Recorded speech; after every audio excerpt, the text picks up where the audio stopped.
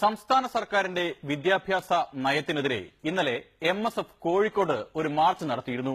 March police പൊളിച്ച് പാളീസാക്കി കൊടുത്തെങ്കിലും ഒരു MSFകാരൻ ഇതിലൂടെ ലോക പ്രശസ്തനായി.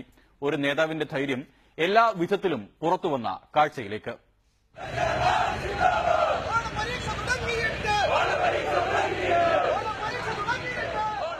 പാഠപുസ്തക വിതരണം വൈകിയതായിരുന്നു സമരത്തിന്റെ പ്രധാന കാരണം. KSU കയറുപൊട്ടിയ പമ്പരമായതോടെ MSFകാർ തന്നെ രംഗത്തിറങ്ങേണ്ടി വന്നു.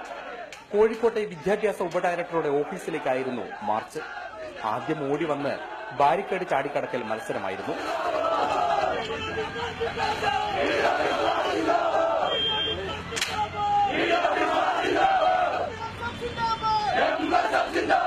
പിന്നെ നേതാക്കളുടെ പ്രസംഗമായിരുന്നു.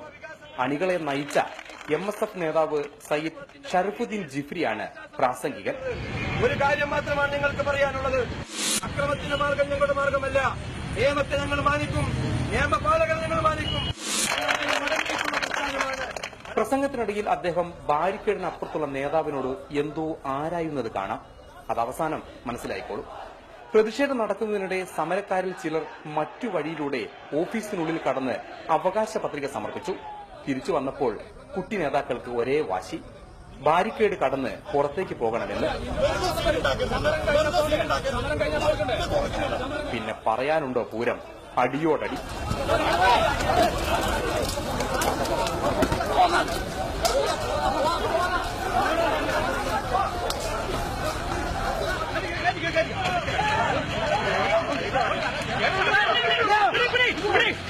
അതിനിടയിൽ നേരത്തെ മുന്നിൽ നിന്ന് നയിച്ച നേതാവ് എന്തു ചെയ്യുകയായിരുന്നെന്ന് കാണണ്ടേ.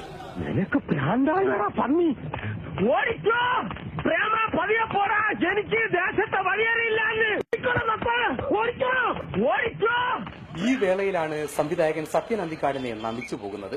അദ്ദേഹം ഇതൊക്കെ എന്നോ കണ്ടിരുന്നു.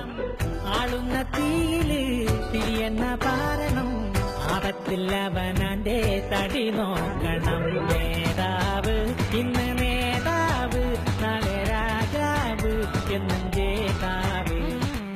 എന്തായാലും ഇവരെയൊക്കെ ഇന്ത്യൻ ഒളിമ്പിക്സ് അസോസിയേഷൻ കാണാതെ പോയല്ലോ എന്നതിലാണ് മറ്റുള്ളവരുടെ സങ്കടം.